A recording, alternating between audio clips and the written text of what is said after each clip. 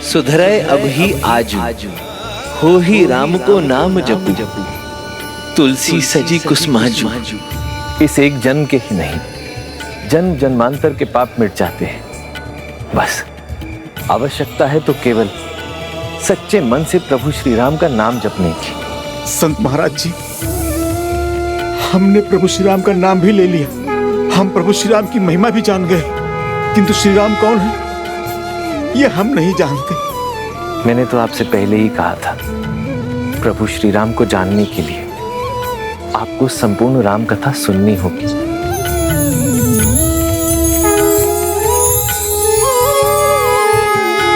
हम पर कृपा कर हमें राम कथा सुनाइए ना संत महाराज। अवश्य। धन्यवाद। जय श्री राम। जय श्री राम।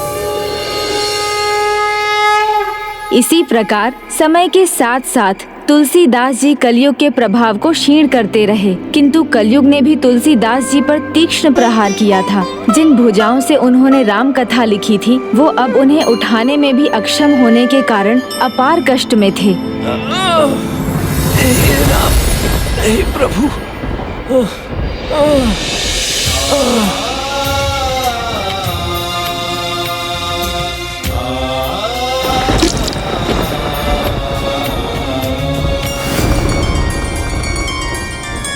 संपूर्ण जीवन लोगों से घिरे रहने वाला तुलसीदास इस आयु में अकेले रहने पर विवश है। प्रारब्ध देवी और कलयुग का प्रकोप, उसी के कारण तुलसीदास की ये दशा है। हे प्रभु श्री राम, कितना अक्षम हो गया हूं मैं।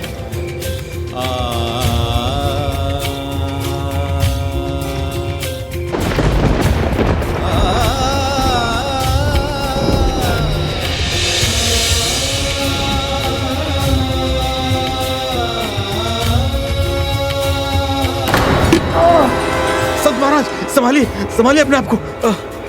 बैठिए।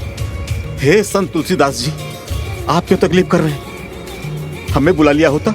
आप रुकिए, मैं जल ले आता हूँ। हाँ, ये लीजिए, जल पीजिए।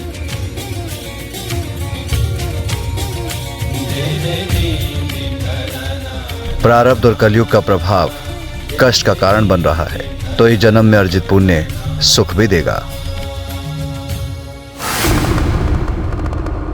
हे महान संत तुलसीदास जी, हमें पाप के दलदल से निकालकर सुमार्ग पर लाने वाले आप ही थे।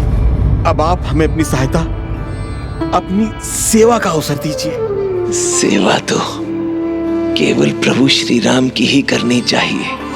मैं तो केवल उनका एक साधारण सा भक्त मात्र हूँ। मेरी सेवा क्यों? हे संत तुलसीदास जी, किसी राम भक्त की सेवा करने का अवसर भी तो सौभाग्य से प्राप्त होता है, तो इससे हमें वंचित मत कीजिए। स्वामी, तुलसीदास की ये दशा कैसे ठीक होगी? जब वो लेखन करेगा। किंतु कैसे स्वामी? भक्ति से सब संभव है। गोस्वामी तुलसीदास जी, अगर कोई औषधि लानी हो तो जाकर ले आए। कोई औषधि, कुछ भी उपचार कुछ काम नहीं कर रहा। प्रतीत होता है कि कलयुग का सारा क्रोध प्रभु ने मुझ पर ही केंद्रित कर दिया है। तभी तो कितना भी उपचार कर लूं, कष्ट कम ही नहीं हो रहा। आप ही ने तो कहा था, संकट कटे मिटे सब पीरा, जो सुमिरे हनुमत बलबीरा। उन्होंने बादशाह के दरबार में आपकी मदद की थी, तो अब क्यों नहीं कर रहे?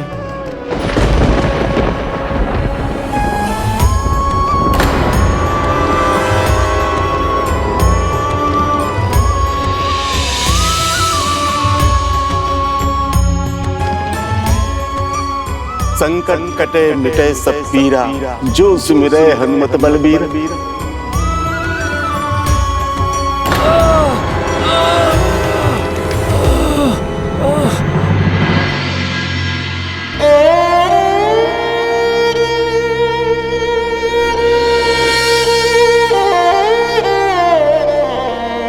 ओम गणेश गणेशाय नमः।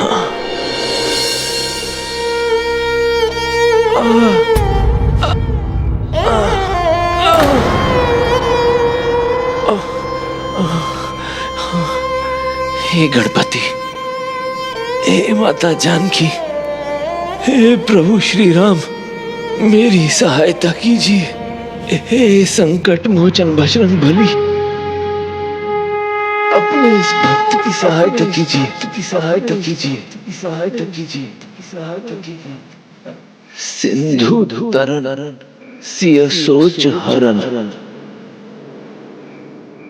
रवि बाल वरण तनु भुज विशाल, मूर्ति कराल कालहु को काल जनु।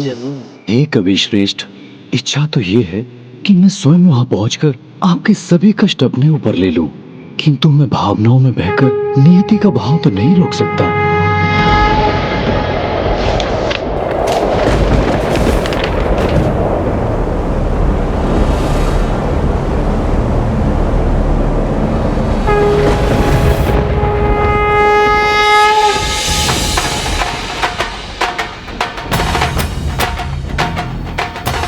प्रभु, आप आ गए प्रभु।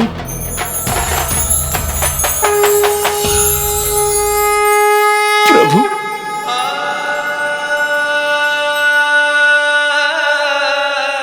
आप चलिए वहां पर बैठिए।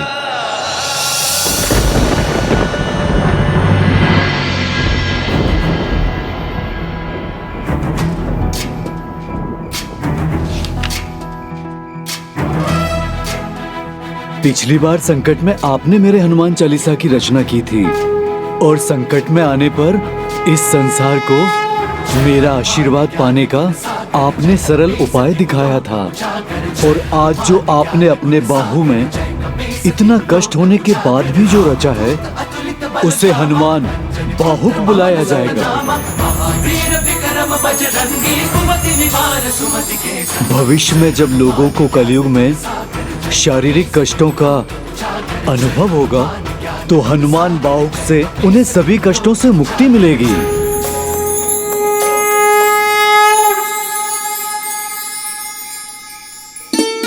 प्रभु, मुझे मेरे कष्टों से मुक्ति क्यों नहीं मिली? क्या भूल हो गई मुझसे? नहीं संत तुलसीदास जी, आपसे तो कोई भी भूल नहीं हुई है, किंतु हाँ, आप कुछ भूल अवश्य रहे हैं। मैं क्या भूल रहा हूँ प्रभु? जिस प्रकार आपकी जिह्वा को और आपके मन को प्रभु श्री राम नाम की लगन लगी है, उसी तरह आपके बाहुओं को भी बस प्रभु श्री राम की भक्ति लिखने का ही अभ्यास है। इसीलिए मत रोकिए उन्हें, आप तो निरंतर लिखते रहिए प्रभु की प्रार्थना में, उनकी प्रशंसा में। फिर आपका प्रत्येक कष्ट अपने आप दूर हो जाएगा। किंतु प्रभु, अब मेरी बाहों में उतना बल शेष नहीं कि मैं लिख सकूं। संत तुलसीदास जी, क्या आपको स्मरण नहीं? क्या आज आप अपनी ही लिखी हुई रचना भूल गए हैं?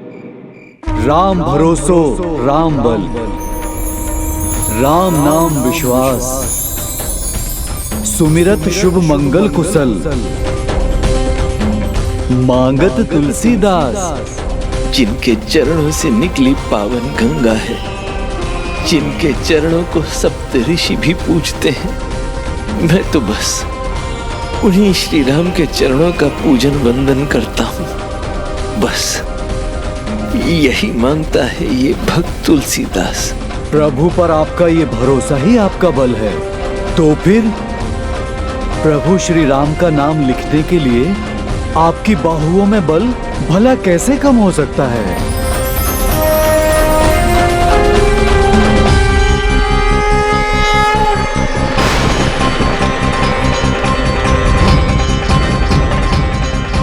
प्रभु श्री राम का नाम लिखने के लिए आपकी बाहुओं में बल भला कैसे कम हो सकता है? धन्यवाद प्रभु हनुमान जी, आपने सदा की भांति एक बार पुनः मेरा मार्गदर्शन किया। हनुमान बाहुक।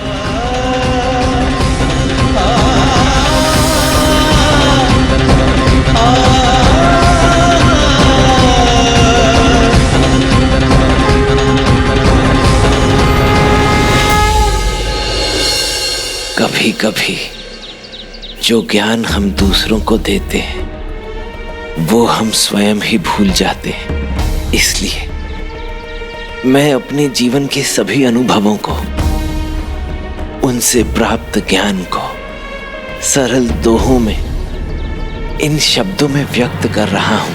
आपका ये ज्ञान भविष्य में पुस्तक के रूप में संसार को सही मार्ग पर चलने के लिए प्रेरणा देगा। हम सभी को अपना कर्तव्य पूर्ण निष्ठा और श्रद्धा के साथ निभाना चाहिए।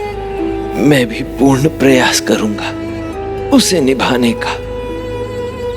अब भविष्य में यह समाज उसे कैसे अपनाता है ये तो उन पर निर्भर करता है। उनके जीवन का एक ही प्रयोजन था, प्रभु की महिमा को गीतों में लिखना, जिससे कलयुग में प्रभु की इच्छा का, धर्म का प्रचार हो सके। इसलिए प्रभु हनुमान जी के मार्गदर्शन पर वो फिर से लिखने लगे और उनकी भुजाओं की शक्ति लौटने लगी। फिर ऐसा उनके जीवन के अंत तक रहा। उन्होंने ब्रज भाषा में अपनी दोहावली संपन्न की।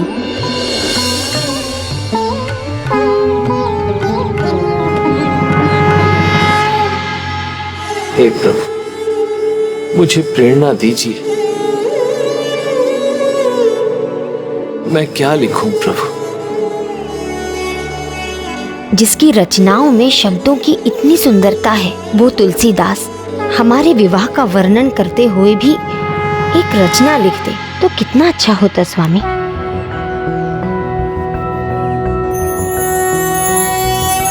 कर्पूर गौरम करुणावतारम संसार सारम भुजगेंद्रहारम सदा वसंतम हृदयारविंदे भवम भवामी सहितम नमामि।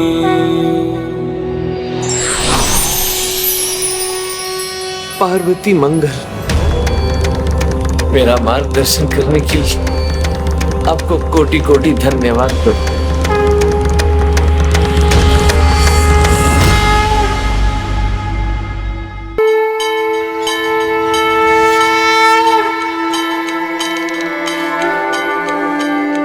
बिनई गुरही गुनी गनही गिरिही गणनाथही गावो गौरी गिरिस विवाह सुहावन पाप नसावन पावन मुनि मन भाव। हम ही आजू लगी कन उड़ काहू ना किन हेव पार्वती तप प्रेम बिलबू ना एही धरी सुनी महेश मृदु बचन।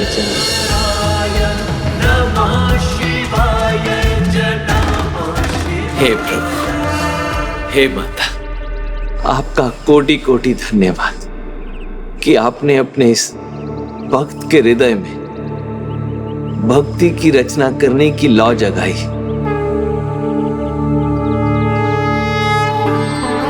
जब जब मेरे मन में अंधियारा छाया, आपने तब तब मेरे मन को आलोकित किया।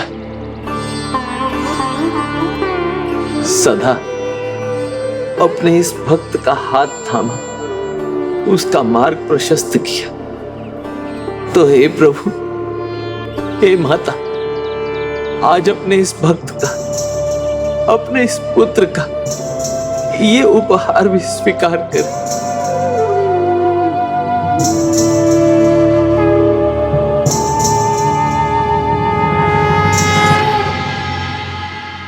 इस प्रकार अपनी अंतिम श्वास तक प्रभु श्री राम की गाथा रचते और लिखते रहे श्री राम भक्त संत तुलसीदास जी। भक्त जन, जय बोलो श्री राम लखन जान की। जय हो श्री राम लखन जान की। जय बोलो श्री राम भक्त हनुमान की। जय श्री राम भक्त हनुमान की। जय श्री राम। जय श्री राम।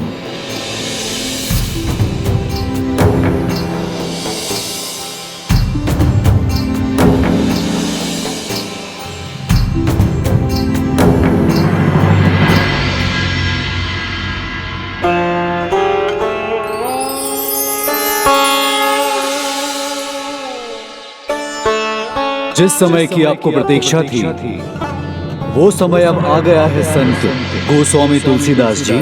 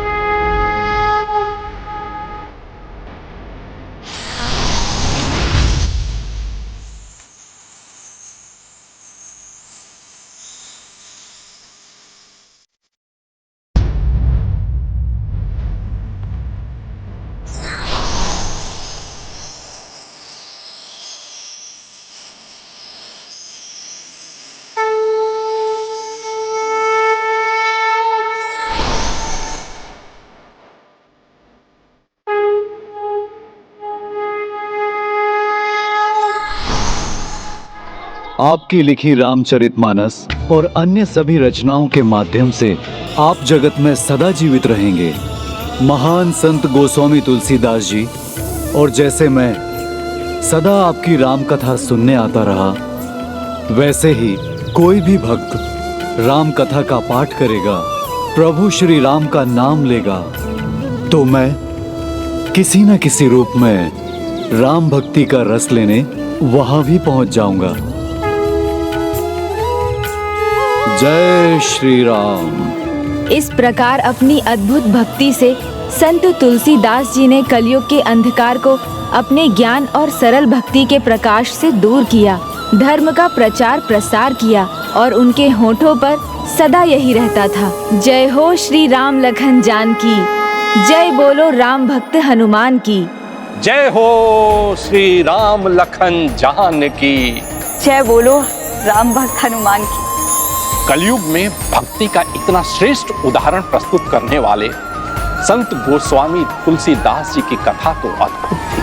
अद्भुत तो प्रत्येक भक्त की कथा होती है पुष्पदंत जी, क्योंकि प्रभु के सच्चे भक्त अपनी भक्ति की अभिव्यक्ति में अद्भुत ही होते हैं। इसलिए संत तुलसीदास जी के समान वो भक्त भी अति श्रेष्ठ थे, जिन्होंने उन्हीं के समान भक्ति का परचम थाम रखा था। जहाँ एक ओर अवध में राम भक्ति की गूंज का कारण तुलसीदास जी बने थे, वहीं दूसरी ओर कृष्ण भक्ति में डूबी वो भक्त थी, जिनका अपने प्रभु से अलौकिक संबंध था।